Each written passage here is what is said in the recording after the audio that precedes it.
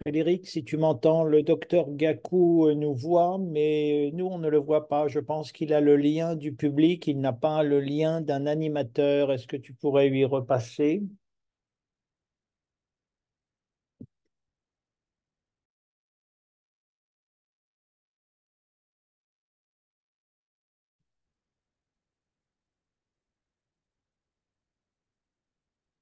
Frédéric, est-ce que tu m'entends correctement? Très bien, Est-ce que je m'en tu... occupe, hein. Oui, le problème, c'est que le docteur Gakou est connecté, à mon avis, par un lien du public et non pas par un lien Tout à d'animateur. fait. Je lui envoie le mien. Ok, merci.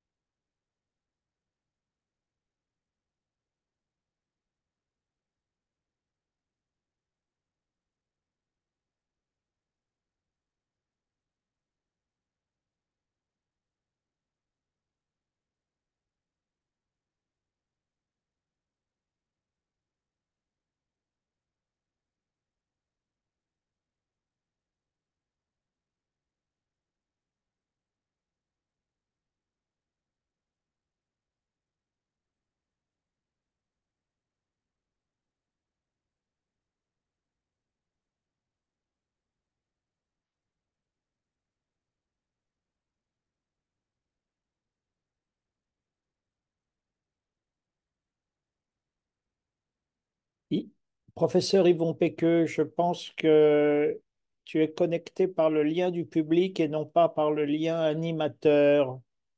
Frédéric va t'envoyer le lien animateur. C'était la même situation pour le docteur Gakou. Donc, je pense qu'il faut que tu te déconnectes, professeur Péqueux. Tu te déconnectes et tu reconnectes avec le lien que t'envoie Frédéric.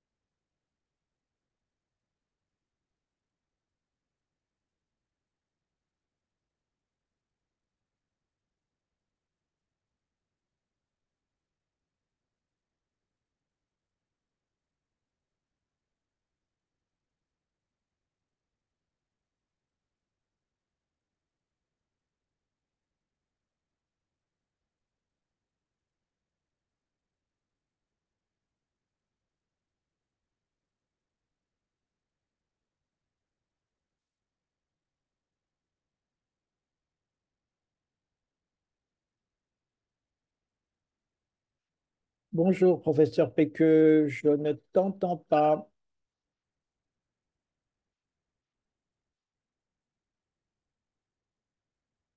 Je n'entends pas le professeur Péqueux. Je n'entends pas le professeur Péqueux. Voilà. Voilà, Ah, tu m'entends, Yvon? parfaitement. Parfaitement. On a déjà de très nombreux participants à ce webinaire qui sont connectés déjà, hein, bien avant l'heure de démarrage.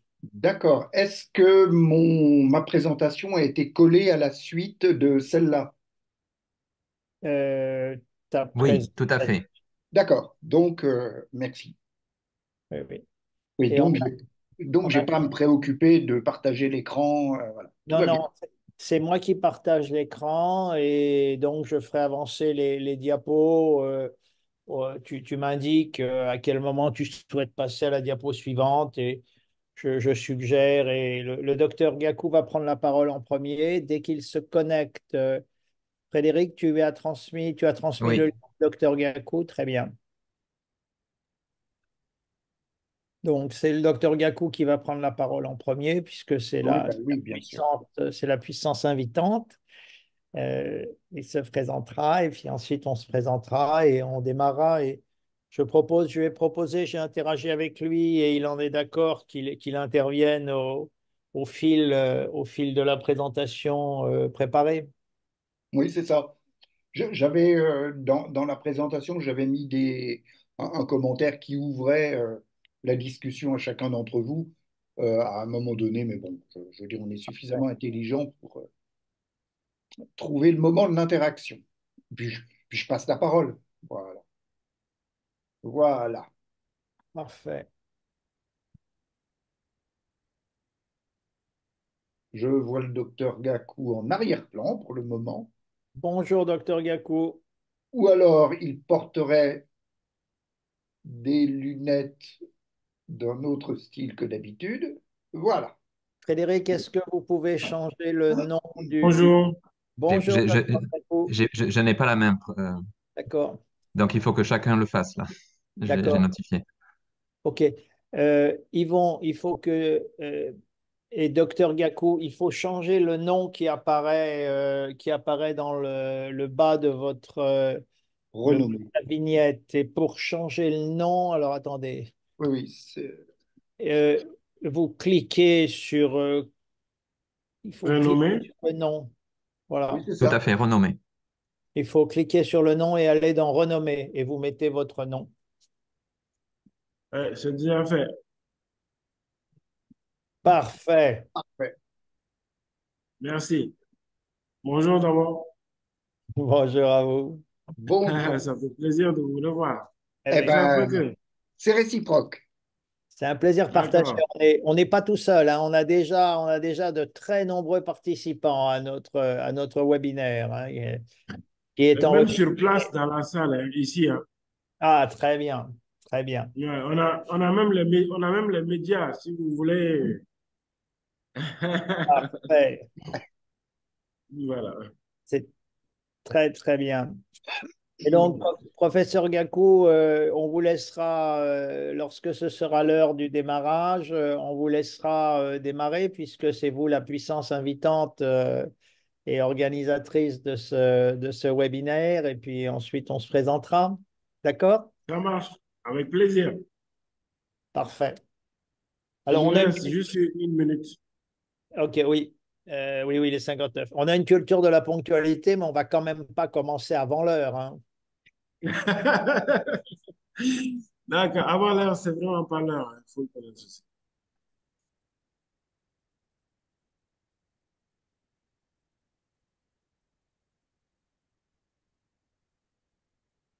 Hmm.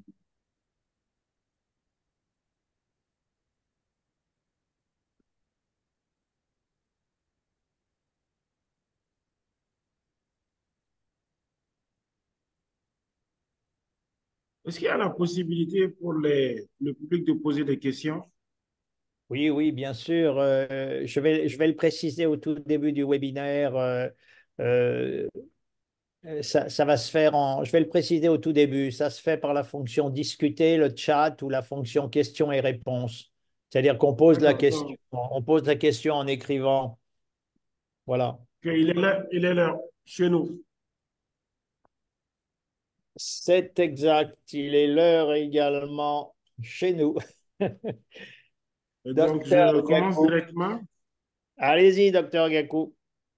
Bonjour à tout le monde, chers participants, mes chers professeurs Yvon Peke, Michel Kalika, assistance. C'est pour moi un privilège aujourd'hui d'être avec mes profs pour échanger sur un thème un peu plus d'actualité ici. Comment continuer à croire quand tout le monde cherche à survivre, à survivre.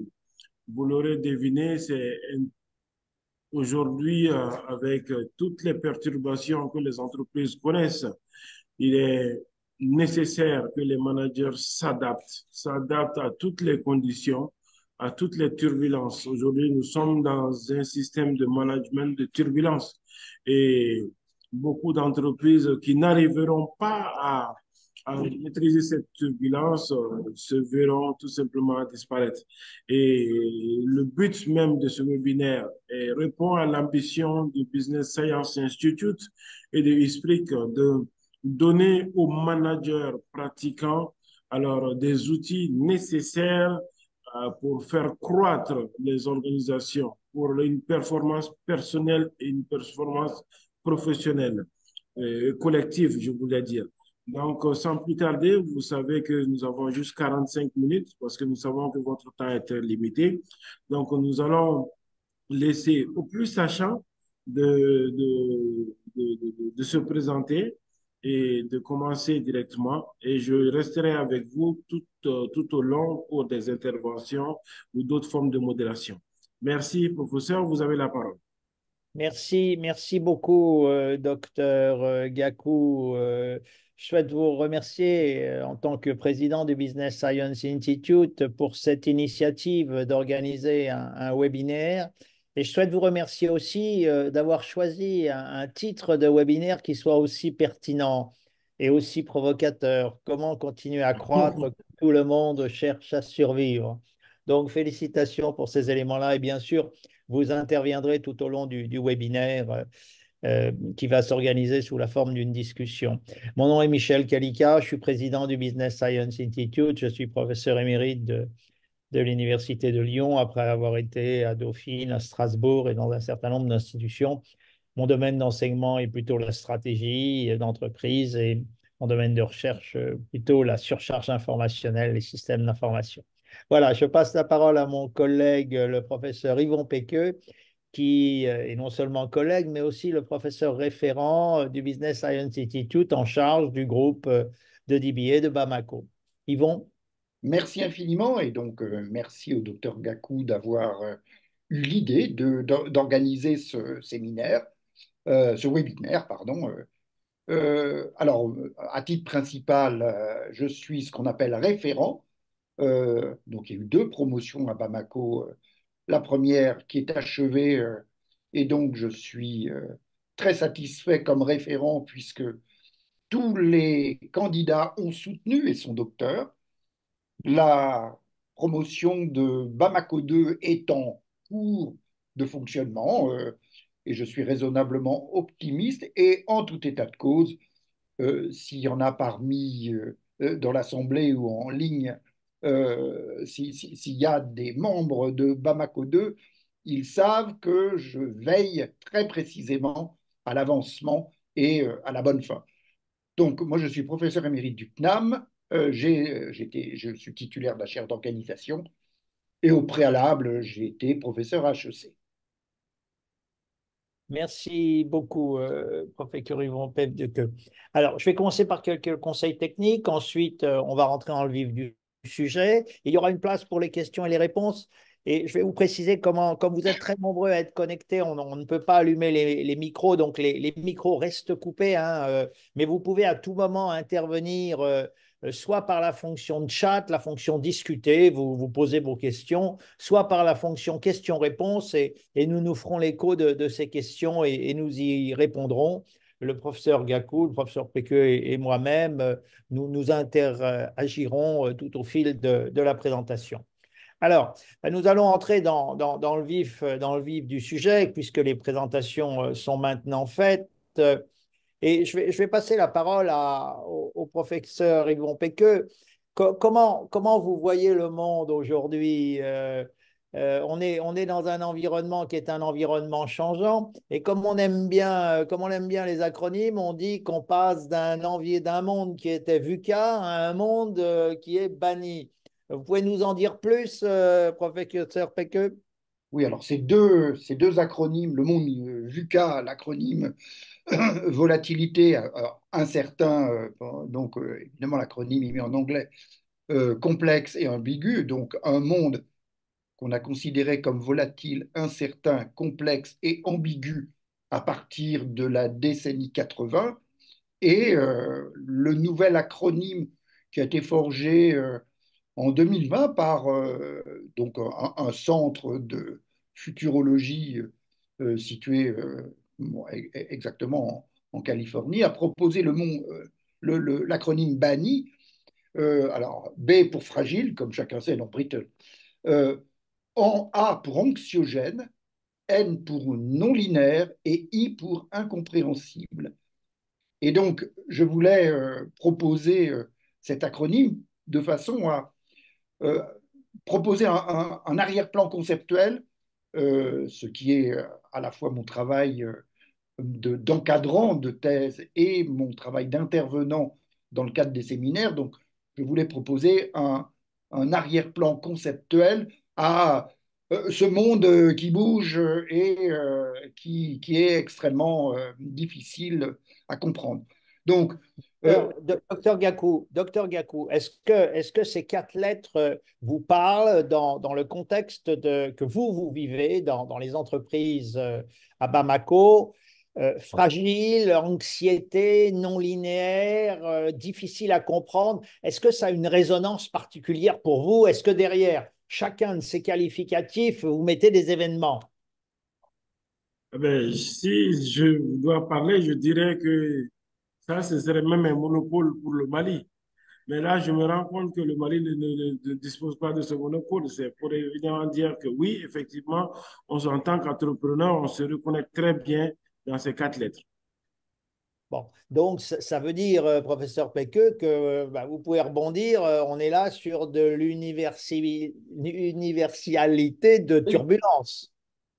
c'est ça, c'est très important de mettre en perspective que c'est la manière dont ce collègue de Caccio a essayé de formaliser la manière dont le monde, l'environnement, en particulier l'environnement des entreprises, peut être qualifié aujourd'hui.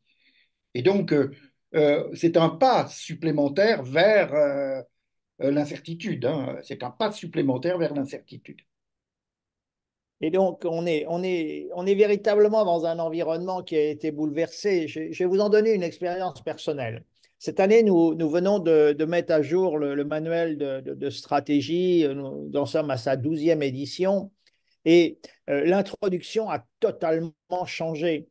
C'est-à-dire que, alors que dans les éditions précédentes, on parlait uniquement de globalisation, ben aujourd'hui, on parle de l'équilibre entre la globalisation et la localisation. Alors que dans les éditions précédentes, on mettait l'accent sur la libéralisation, le libre-échange. Eh bien, aujourd'hui, on parle d'équilibre entre libéralisation et protectionnisme. On voit que les logiques de protectionnisme sont de plus en plus importantes. Alors, il y a deux éléments qu'on anticipait déjà depuis plusieurs années. C'est le rôle des technologies, ce qu'on pourrait appeler la technologisation de l'environnement des entreprises, c'est-à-dire que les technologies sont omniprésentes, et puis la dimension développement durable. Alors, cette dimension développement durable dont on parle actuellement à la COP, est-ce qu'elle a une résonance particulière, docteur Gakou, dans votre contexte? Votre micro est fermé, docteur Gakou. Oui, absolument, absolument. Je sais que le public va même réagir à ce niveau parce que au Mali, on a tellement d'opportunités non saisies à ce niveau que je suis sûr que à la fin de ce webinaire, ça va éveiller beaucoup on va dire, les esprits pour encore mieux avancer. Ouais. Pour échanger avec un des interlocuteurs de Bamako 2, je sais qu'il est actuellement présent à la COP 28. Hein, et c'est ce qui est en totale cohérence avec le travail qu'il essaye de construire sur l'achat local. Et donc, le dernier contact que nous avons eu samedi, il était localisé à la COP 28. Hein, c'était les contacts réguliers d'avancement de thèse que je fais en particulier quand je dirige la thèse. Professeur Péqueux, ce que vous dites là est très important parce qu'en fait, on a fait un comptage et on s'aperçoit que plus de 50% de nos doctorants managers travaillent sur des sujets qui sont en lien avec les problématiques de développement durable, avec les 17 objectifs de développement durable de l'ONU. Et donc là, vous nous en donnez un exemple, le docteur Gakou confirme l'actualité du sujet dans son contexte et professeur Péqueux indique que un des doctorants du DBA actuellement se trouve à la COP 28. Je peux même, Alors, je peux même confirmer d'autres éléments de ce que je connais des autres doctorants. C'est transformation numérique ou développement durable, hein, et donc, comme je ne suis pas les thèses, puisque je suis référent, mais que je suis ce qui se passe, je peux affirmer que la totalité des des 5 membres de ce groupe travaillent sur des enjeux qui sont transformation numérique ou développement durable ou lien entre les deux. Là, c'est total. oui. Ce qui montre bien que les sujets de DBA sont des sujets qui ont une résonance, une connotation managériale, mais également une connotation sociétale. Et les deux sont indissociables. C'est fondamental. Enfin, on a toujours cette discussion au sein du BSI qui est l'impact. Euh, D'ailleurs, à l'époque où j'ai fait connaissance du docteur Gakou, c'est-à-dire au moment de la soutenance de sa thèse, il était aussi en train de travailler au regard du sujet de sa thèse. Il était très clairement en train de travailler en matière. Son sujet était un sujet à impact sur le fonctionnement des business schools, en particulier au Mali. Ouais. On n'est donc pas dans le DBA sur des sujets uniquement conceptuels et théoriques, on est sur des sujets qui sont à la fois conceptuels, managériaux et sociétaux. Alors, professeur Péqueux, euh, survivre, ça renvoie à des mots. Alors, vous allez nous donner un peu d'optimisme, j'espère. Je vous passe la parole. Oui, alors, je vais dire à titre de plaisanterie, mais le docteur Gakou comprendra parfaitement. C'est pour ça qu'on m'aime ou pas. C'est en particulier quand j'interviens sur un contexte, et donc là, en l'occurrence, sur la question qu'il a posée, j'essaye de faire le tour du champ sémantique de ce qui est en perspective, en les distinguant les uns des autres, mais en montrant très souvent d'ailleurs qu'on utilise ces mots un peu les uns pour les autres. Donc, travail de terminologie extrêmement important. Donc, ce monde en évolution perpétuelle, rapide, etc., par quoi il se caractérise? Des accidents, et donc vous voyez, je les ai classés par ordre alphabétique.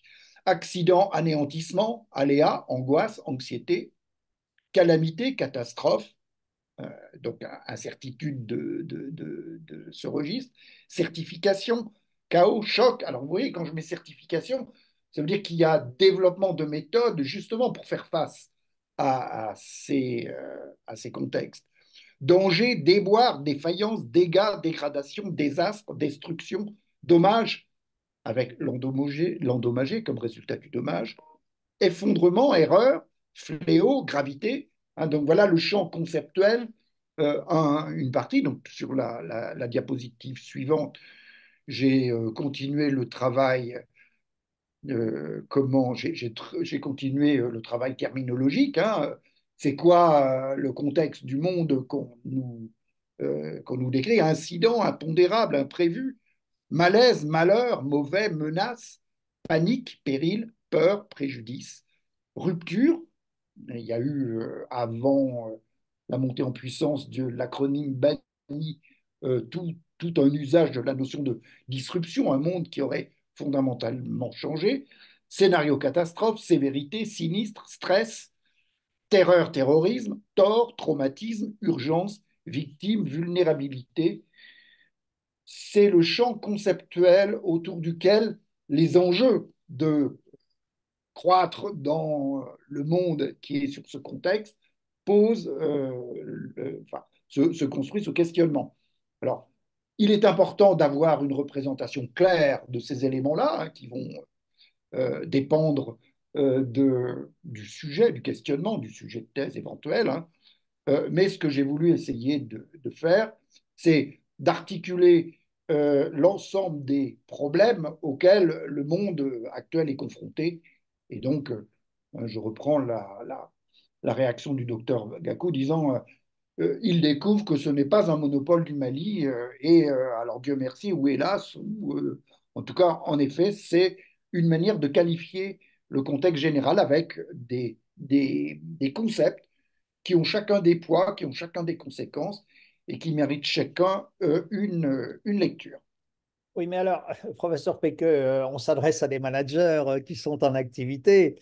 On ne peut pas seulement leur donner une liste de mots extrêmement anxiogènes décrivant la situation actuelle. La question, et je trouve que la question est très pertinente, posée par le directeur général d'ISPRIC, c'est mais comment continuer à croître dans un monde qui est un monde de survie? Il m'a bien entendu comment questionner le sujet qu'il avait proposé, questionner sur comment accroître dans ce monde de survie. Donc, on a maintenant tracé les contours de ce monde de survie. Et donc, à partir de ce moment-là, évidemment, comment continuer à croître. Et donc, j'ai essayé de mettre en perspective différentes propositions qui peuvent supporter le continuer à croître. Alors, premier élément, du continuer à croître, innovation constante, ce qui pose la question de savoir qu'est-ce que l'innovation, ou plus encore, qu'est-ce que la véritable innovation afin de sortir de sa rhétorique. Donc ça encore, c'est le conceptuel qui passe. On utilise de l'innovation à tout va, mais le comment continuer à croître se caractérise par une innovation qui doit être caractérisée de façon extrêmement précise. Alors, pour les spécialistes de l'innovation, nous disent, oh, vous savez, l'innovation, ce n'est pas l'invention. Si je reviens au premier transparent, la base technique de l'innovation, technologique, si on est plus gentil, la base technologique est en discussion autour du comité final de la COP28, montre qu'il y a un lien important entre innovation et technologie. C'est pour ça que j'ai mis en perspective sortir de la rhétorique de l'innovation de tout, de tous et partout, c'est beaucoup plus compliqué que ça. Alors, effectivement, on peut dire qu'aujourd'hui, il y a deux grands enjeux d'innovation, ce qui tourne autour de la transformation numérique, intelligence artificielle, etc., et ce qui tourne autour du développement durable et d'un lien pas évident, hein, sans doute il est objet de réflexion aujourd'hui entre les deux, et d'un lien pas évident entre les deux. Alors si je propose un lien, euh, je peux proposer un lien, par exemple, entre ce qu'on appelle les smart meters, les compteurs intelligents, et comment, la lutte contre le gaspillage ou la maîtrise de différents types de consommation, hein, qu'on va trouver dans tous les secteurs, y compris dans l'agriculture, même dans des secteurs qui sont éloignés de ces catégories, dans l'agriculture avec le goutte à goutte, mais ce goutte à goutte ne peut fonctionner qu'avec des smart meters qui eux-mêmes, etc., etc. Et donc, la mise en réseau de tous ces éléments-là constitue un univers qui est extrêmement important aujourd'hui et qui ouvre des opportunités. Et donc, ça signifie pour vous qu'il n'y a pas antinomie entre technologie et développement durable, et que l'innovation reposant sur la technologie peut également être au service du développement durable. On a trop exagéré, sans doute, dans des débats précédents sur la dimension sociale de l'innovation en oubliant son substrat technologique. Aujourd'hui, et ceci, c'était un débat qui avait lieu avant la Covid, hein, donc c'est il n'y a pas longtemps, jusqu'en 2019. Innovation, ah oui, mais enfin. Alors, bien sûr qu'il se pose le problème de l'acceptabilité sociale de l'innovation, mais ce problème d'acceptabilité sociale va de pair avec, donc par exemple, évidemment, c'est tout le débat sur l'intelligence artificielle. Acceptabilité sociale, mais en tout état de cause, elle est. Les logiciels sont disponibles. Donc l'acceptabilité sociale se tourne autour de cet élément-là. Donc D'accord. je souligne l'importance de la base technologique de l'innovation, à la différence des discours dominants jusqu'il y a 2, 3 ans. Le deuxième axe pour continuer à croître dans son monde de survie, c'est la diversification.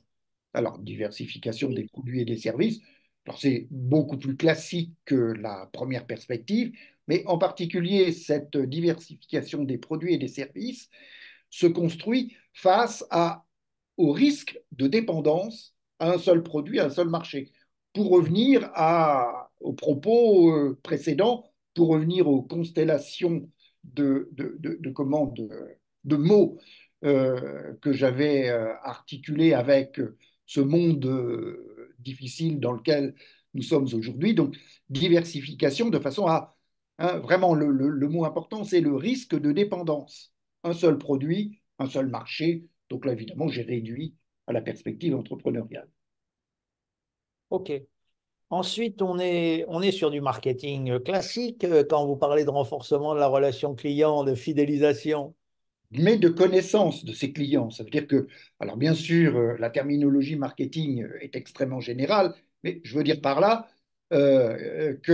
comment continuer à croître dans ce monde de survie en croissant avec ses clients. Donc, on a tout ce processus de connaissance approfondie du client.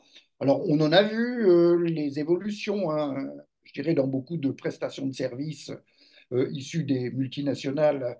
On ne peut pas acheter quelque chose sans qu'on ait ensuite un questionnaire dit de satisfaction, mais on est en train d'aller au-delà de cette question de la relation client au sens classique du terme. D'accord. Le point suivant, c'est nouer des partenariats stratégiques. C'est donc l'idée que l'entreprise ne peut pas tout faire elle-même et que, au travers des partenariats, elle peut se renforcer. Ça, c'est une idée extrêmement importante. C'est la fin de l'idée d'une entreprise qui, même prospère, pouvait se passer ou mépriser les autres. Alors, quand je dis partenariat stratégique, c'est pas simplement avec des entreprises du même secteur, c'est partenariat stratégique avec des entités de toute nature, une collectivité locale. Pour prendre un exemple de partenariat stratégique, une collectivité locale, parce que une entité de production à un endroit donné ne peut être que parce qu'il y a tout ce qui se passe à cet endroit-là. Et donc, c'est pour ça que derrière partenariat stratégique, il y a cette idée de la multilatéralisation de ces partenariats. Ce sont plus simplement des partenariats avec l'amont, l'aval, c'est des partenariats avec le contexte. Alors, euh, comment survivre? L'ambidextrie. Professeur Gakou, vous souhaitez intervenir à ce niveau? Oui, surtout sur le dernier point, en ce qui concerne les partenariats. Moi, j'aurais voulu ajouter également les partenariats d'experts. C'est-à-dire que très souvent, par exemple, quand on prend l'exemple de Inspire Business Science Institute, Inspire a la plateforme, a toute la logistique pour faire un programme de doctorat, mais manque d'expertise ou des ressources humaines qualifiées ou, si vous voulez, de la légitimité et tout ce qu'il faut pour faire un doctorat. Donc, avec Business Science Institute, nous avons trouvé ce partenaire d'experts. Et vous voyez aujourd'hui, c'est quelque chose qui fonctionne. Et le professeur Pegue l'a dit, nous avons 100% d'admission. Et nous avons, j'ai le plaisir de dire que nous avons également eu le prix de thèse à impact. Ça, c'est une fierté malienne. Donc, vous voyez, ce genre de partenariat stratégique, ça peut être un peu large. Mais quand on dit partenariat d'experts, c'est s'associer à quelqu'un qui a une expertise déjà vouée et qui est reconnue, qui est légitime, et que nous, progressivement, nous allons recevoir, ça va être un transfert de compétences progressif. Donc, au lieu de se dire que j'ouvre un business et je suis actionnaire à 100%, en investissant 1000, on peut investir tout simplement 900 et avoir encore plus de légitimité, plus de notoriété et plus d'expertise et créer ce qu'on appelle avoir trouvé directement son avantage compétitif. Ça, c'est le point que je voulais ajouter en termes On de est même, partenariat. pardon, on est même à la limite de la définition de la thèse de DBA, qui est un retour d'expérience. Donc, c'est pas moi quelle expérience, ce sont les auditeurs de Bamako 1, de Bamako 2 et du reste, du reste de BSI, de Business Science Institute. retour d'expérience, conceptualiser, c'est là qu'est le partenariat stratégique.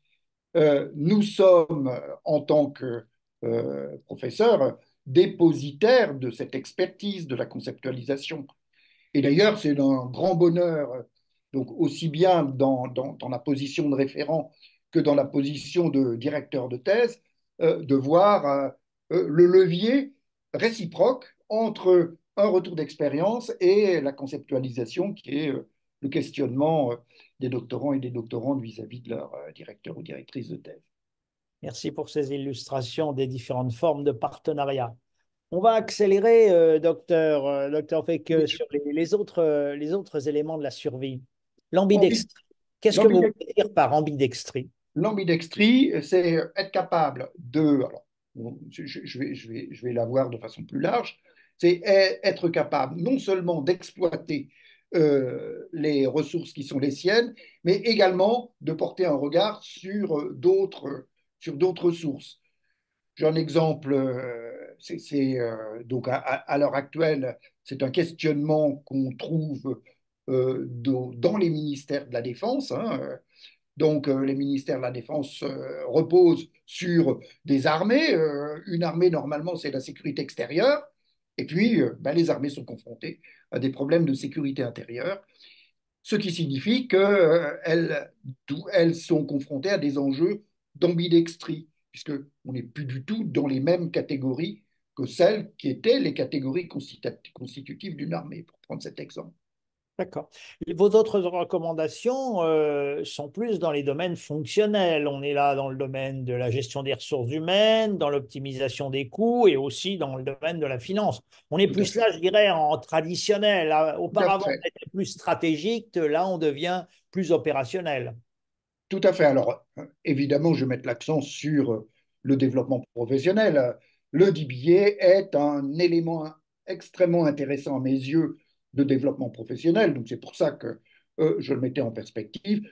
Développement personnel, bien entendu, des candidats et des candidates, mais surtout également développement professionnel, eu égard à l'enjeu de ce qu'est une thèse de DBA. Autrement, ben, le reste, il ne faut quand même pas m'en vouloir d'avoir laissé des éléments dits classiques, hein, optimisation des coûts Et les termes clés, voilà, donc flexibilité, flexibilité, proactivité et résilience. résilience. Chacun d'entre eux méritant une leçon en elle-même, ce qui est mon travail de conceptuel, mais il nous faut laisser un moment pour le débat. Merci. Je propose maintenant de prendre un certain nombre de questions. Docteur Gakou, d'abord, est-ce que vous souhaitez intervenir par rapport à ce qui vient d'être dit sur la présentation? Est-ce qu'il y a des éléments complémentaires que vous souhaitez apporter maintenant? Je souhaite laisser la parole au public parce que c'est ce qui m'a beaucoup animé le débat. Et en fonction de ça, nous allons agir ensemble. OK. Merci. Alors, donc je vais vous transmettre les questions au fur et à mesure. Une première question est très générale. Elle porte sur en quoi le DBA permet-il de répondre aux crises actuelles. Les crises, elles sont climatiques, elles sont géopolitiques, elles ont été sanitaires. En quoi le DBA est-il un élément de réponse à ces crises? Alors, je me dois d'apporter une réponse parce que, évidemment, c'est en même temps toi qui devrais l'apporter. Mais évidemment, le docteur Gakou aussi, comment, une injonction à la réponse, retour d'expérience conceptualisée. Donc, qui dit expérience dit confrontation à ces catégories dites de crise actuelle. Alors, bien sûr que suivant le domaine, euh, si je prends simplement deux exemples de la promotion, oh ben non, je vais prendre l'exemple de la promotion Bamako 1, hein, notre collègue qui en plus a eu le prix de thèse Impact, c'était ben finalement se poser la question comment une entreprise des industries agroalimentaires au Mali pouvait concevoir une internationalisation sous-régionale. Donc, évidemment, un contexte de crise au Mali, si on peut le dire de cette manière-là, un concept de crise chez les voisins, et pourtant une expansion une internationalisation, concevoir l'internationalisation de l'entreprise correspondante. Sur Bamako 2, j'aurais envie de prendre un autre exemple qui est celui des, de la construction d'un quartier particulièrement visible et important avec une omission relative des questions de développement durable. Mais comment est-ce possible? Comment peut-on en arriver là, sachant évidemment que ces questions de développement durable vont se poser? C'est en cela que je formule une forme de réponse à la question, en disant je ne peux pas y répondre de façon générique, je vais y répondre de façon contingente en fonction de deux exemples que je viens de prendre. Ça veut dire, si je vous entends bien, que pour toute thèse de DBA, il y a au départ une question qui est une question de nature managériale, une question que se pose un manager, un dirigeant d'entreprise, que se pose un consultant, puisque parmi les 220 doctorants managers, on a des consultants, des directeurs généraux, des premiers ministres, parmi les alumni. Et donc, euh, au départ, il y a une question qui est une vraie question managériale. Et la réponse, c'est une réponse qui repose sur deux piliers. D'une part, un pilier conceptuel et d'autre part, un pilier empirique, c'est-à-dire lié à l'expérience, lié aux données de terrain. Et ces deux piliers, cette réflexion reposant sur ces deux piliers conceptuels et empiriques, permet de formuler des recommandations. Parce que c'est la caractéristique de la thèse de DBA par rapport aux thèses traditionnelles de PhD qu'on connaît bien et on a tous fait soutenir des dizaines de thèses de PhD, de doctorat traditionnel. Mais la différence du DBA, c'est que le retour, c'est un retour pragmatique. Il y a obligatoirement dans la thèse de DBA des recommandations managériales. Et ces recommandations sont d'ailleurs, elles reçoivent une forme de prix. Et un de nos docteurs du Mali a reçu ce prix de l'impact managérial. J'ai une autre question. Comment les entreprises peuvent-elles tirer profit de l'équilibre entre globalisation et localisation, ainsi que de la libéralisation et de l'équilibre entre libéralisation et protectionnisme? Alors, l'objectif, ce que l'on observe, je vais commencer une tentative de réponse à cette question, puisque j'ai évoqué cette question-là. On était dans une logique jusqu'à ces dernières années qui était une logique de globalisation, de mondialisation. On ne raisonnait que par l'ouverture des frontières, que par l'internationalisation et que par le libéralisme.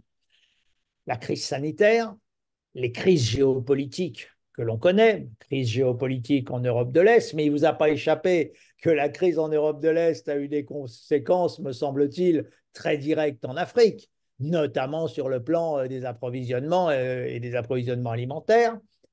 Mais les crises actuelles au Moyen-Orient, on s'aperçoit que ces crises géopolitiques ont eu tendance à induire une forme de refermeture des marchés. Et les politiques de protectionnisme réapparaissent. Le meilleur exemple, c'est la politique américaine actuelle de subvention pour l'implantation des entreprises aux USA, avec les réactions qui sont les réactions européennes. Et le contexte géopolitique encourage en partie ces formes de protectionnisme. Alors, la question qui se pose aux dirigeants d'entreprise, c'est, on a raisonné pendant des décennies en termes de mondialisation et de globalisation, et aujourd'hui, il faut réintroduire dans les décisions stratégiques une forme d'équilibre. Le meilleur exemple, c'est l'industrie pharmaceutique, où les industriels du secteur pharmaceutique ont eu un raisonnement de production, une logique de production qui était mondialisée. Et que font-ils aujourd'hui? Eh bien, aujourd'hui, vous observez des logiques de relocalisation. C'est pour ça qu'on est sur des logiques de balance. En stratégie, il y a souvent les phénomènes de balancier. On est sur une période où il y a des retours de balancier et les entreprises doivent intégrer impérativement ces éléments-là. C'est le sens de ces balanciers. Professeur Péqueux, Je bon. confirme. OK. Une autre question. On reçoit dans le cadre des MBA des enseignements. En quoi le DBA est-il aujourd'hui peut-être plus utile que le MBA? Quelle est la différence entre les deux? C'est une des questions qui arrive, qui est posée. Alors, Euh, oui, j'ai envie de donner des éléments de réponse, hein. Alors, premier élément de réponse, c'est une expérience majeure d'auto-formation encadrée, hein. Alors que le programme classique de MBA est un programme classique d'enseignement délivré, le DBA est un programme d'auto-formation encadrée avec évidemment un certain nombre de jalons précis, hein, en particulier tout ce qui est méthodologie de la recherche, mais également des séminaires thématiques et surtout la mise en relation d'un doctorant ou d'une doctorante avec un collègue dont l'univers de compétences correspond au sujet, hein. C'est d'ailleurs tout, tout, tout l'intérêt de la position de référent, c'est que j'ai cherché à mettre en relation les doctorants et doctorantes bon, de Bamako 1 aussi bien que de Bamako 2 avec des collègues qui me semblaient être cohérents par rapport à cet univers-là. merci pour ces précisions. J'avance puisque je m'aperçois que le temps tourne et que la discussion est passionnée, elle est extrêmement large. Il y a d'autres questions, n'hésitez pas à nous les poser. Nous vous répondrons par mail après ce webinaire. Quelques mots avant de terminer, puisqu'il nous reste quelques minutes sur le Business Science Institute. C'est une organisation sans but lucratif créée il y a une dizaine d'années avec une spécialisation exceptionnelle, unique. On fait partie de la dizaine de DBA accrédités au plan international. On est, à ma connaissance, le seul en Afrique de l'Ouest à être accrédité par l'AMBA. On est également double diplômant avec l'université Jean Moulin, c'est-à-dire que les docteurs ont reçu deux diplômes. Et très récemment, et pour nous c'est très important, on a reçu le label de l'IRAFPA, qui est une organisation suisse de Responsible Doctoral School. Et le professeur Péqueux parlait d'intelligence artificielle, et on sait qu'aujourd'hui, les questions d'intégrité académique sont très importantes. Et nous, on est dans une logique de qualité et de respect, bien évidemment, des principes d'intégrité économique. On est le seul DBA au plan mondial et on en est fier à avoir publié plus de 55 ouvrages dédiés au DBA. Et ces ouvrages, c'est important, ont été écrits à la fois par les professeurs, mais aussi par nos docteurs. C'est-à-dire que de très nombreux docteurs, la moitié des 55 ouvrages sont publiés par des docteurs qui publient un ouvrage après la soutenance de la thèse. Le programme est organisé en face à face avec Esprit à Bamako, et on a fait soutenir plus de 160 thèses. Et je suis très content d'entendre que 100% des doctorants du groupe d'Esprit ont soutenu leur thèse, parce que c'est vraiment très important pour nous. Ce qui compte, ce n'est pas l'inscription, c'est véritablement la soutenance. Et c'est pour ça que les professeurs sont très impliqués et extrêmement réactifs. Tous nos professeurs sont des professeurs qui ont une notoriété internationale, ils publient des ouvrages, des articles, et surtout, ils ont un intérêt particulier pour les questions managériales et pour la relation au terrain. Ils ne sont pas uniquement dans un univers conceptuel. Alors, le programme, professeur Péqueux, en quelques mots rapidement, comment se découpe le programme? Ben, un démarrage, hein. Alors, ce démarrage va privilégier le face-à-face.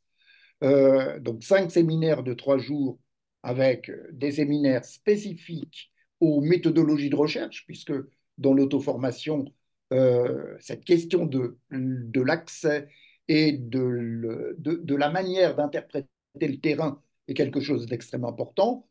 Des séminaires thématiques, hein, dans cette phase. Donc, on essaye d'ajuster la thématique des séminaires à, on pourrait dire, l'attente générale qui est issue des doctorants et des doctorantes qui entrent dans ce programme. Une deuxième phase qui est euh, qui se caractérise par un travail précis et régulier avec l'encadreur de la thèse, mais en même temps avec des séminaires jalons. Et ces séminaires jalons, c'est le moment où le travail qui est fait est confronté à d'autres d'autres experts. On mutualise l'expertise. La dernière phase est celle de la rédaction et de la soutenance. Hein. Donc, et là encore, avec des séminaires jalons où le travail en cours est confronté à d'autres regards. Par rapport à de nombreux programmes doctoraux, je dirais que là, pour en connaître, hein, la caractéristique de ce programme de DBA, c'est la réactivité opérationnelle des équipes, c'est l'implication des professeurs et c'est le suivi. C'est-à-dire qu'on sait que le suivi en thèse, surtout pour des managers en activité, est un facteur clé de succès. En permanence les professeurs. Vous pouvez à tout moment demander un rendez-vous à un professeur, vous pouvez à tout moment demander un entretien, me demander à moi un entretien Zoom, même chose avec le professeur Péqueux, même chose avec le docteur Gakou. La disponibilité est considérée comme un facteur clé de succès du programme. Et Voilà, là donc, c'est encore, un point. à titre d'exemple, en fin de semaine, j'ai eu un entretien avec un doctorant qui travaille avec une autre collègue en accord avec cette collègue, ils avaient trouvé important que je puisse réagir par rapport à la méthodologie qu'ils étaient en train de mettre en œuvre. Ah, donc, on a un pool d'experts. Je n'hésite jamais à inviter, en tant que référent, je n'hésite jamais à inviter un doctorant, une doctorante, aller consulter un collègue qui réagira, entre guillemets, toujours. C'est un programme de DBA, c'est un programme doctoral. Dans un programme doctoral, il y a un doctorant motivé et puis il faut un superviseur qui soit motivé et disponible. Je le redis, hein, c'est un élément clé du succès. Tout à l'heure, le professeur Péqueux a insisté sur la question d'impact. Hein. Pour nous, le DBA, c'est plus qu'un diplôme. C'est une opportunité de créer de la transformation, de générer de l'impact. Et donc là, même le Financial Times citait une de docteurs pour ses travaux sur les achats responsables. Elle a eu le prix d'impact comme un des docteurs de ISPRI. Pour candidater, on a deux points purement formels. Professeur Péqueux. Oui, une expérience minimale, puisqu'il s'agit d'un retour d'expérience conceptualisée, et un niveau de MBA ou équivalent, hein, si on prend une terminologie internationale, donc je vais dire un bac plus 4 ou un bac plus 5, hein, pour le dire de cette manière-là, puisqu'il y a différents modèles éducatifs. Et donc, en fait, puisque c'est de l'auto-formation débouchant sur un retour d'expérience conceptualisé, euh, le double regard est d'abord un regard sur l'expérience et ensuite un regard sur le niveau de diplôme, le regard sur l'expérience étant fondamental, puisque la thèse de DBA va être un retour d'expérience conceptualisée. On attend en règle générale des gens qui s'inscrivent hein, dans la phase préalable à l'inscription, on attend à ce qu'ils parlent de ce qui les intéresse et de ce sur quoi ils vont travailler, et non pas de choisir un thème qui n'aurait strictement rien à voir avec leur expérience professionnelle. D'où cet accent hein, important sur l'expérience managériale. Et l'expérience, le minimum, c'est 5 ans, mais en pratique, hein, la moyenne d'âge de nos doctorants est de 45-46 ans. L'écart type est très grand. Les plus jeunes ont 30-35 ans, les plus âgés ont 70-75 ans. Donc, une expérience assez large. Hein, le DBA n'est pas fait pour le jeune diplômé qui n'a pas d'expérience. C'est tout à fait clair. Pour candidater, c'est très simple. Vous envoyez votre CV à l'adresse générique qui figure là sur la diapositive. Vous recevrez d'ailleurs, tous les participants inscrits recevront l'enregistrement et les diapositives.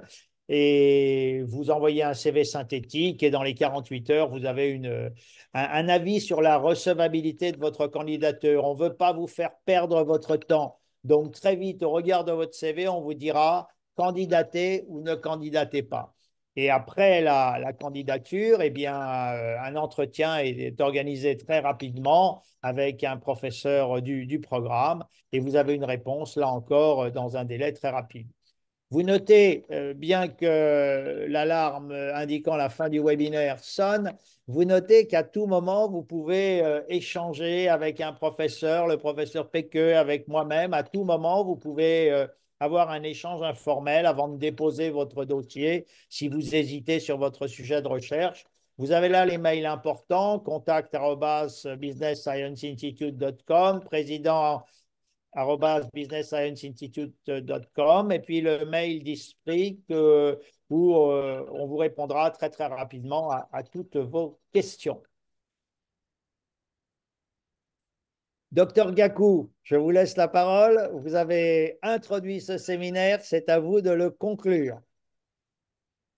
Merci, mes chers professeurs. Merci à tous les participants par rapport à leur temps. Et je dirais tout simplement pour conclure que voilà, le sujet est un sujet finalement assez universel. Ça touche tout le monde. Ça gagnerait également à aller beaucoup plus en profondeur. Vous avez alors éveillé les appétits. Donc, vous allez continuer à nourrir.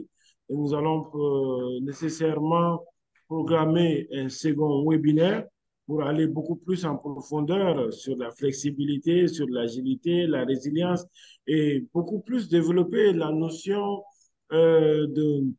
d'innovation qui est, comme le disait le prof, assez galvaudée aujourd'hui pour finalement permettre aux managers de voir un peu plus large afin de résister dans le temps et surtout se maintenir dans la performance. Je vous remercie. Merci Merci. beaucoup. Merci à vous. Eh bien, merci également à Frédéric de l'équipe support du Business Science Institute pour avoir organisé ce webinaire. Et Frédéric, vous avez compris qu'il faut prévoir en janvier un deuxième séminaire sur les thèmes que vient d'indiquer le docteur Gakou. Ce sera un deuxième webinaire. Ce sera avec un grand plaisir. Nous allons l'organiser pour aller plus loin. Allez, à bientôt. À Merci à tous bientôt. merci aux très nombreux participants qui se sont connectés. À bientôt. À bientôt.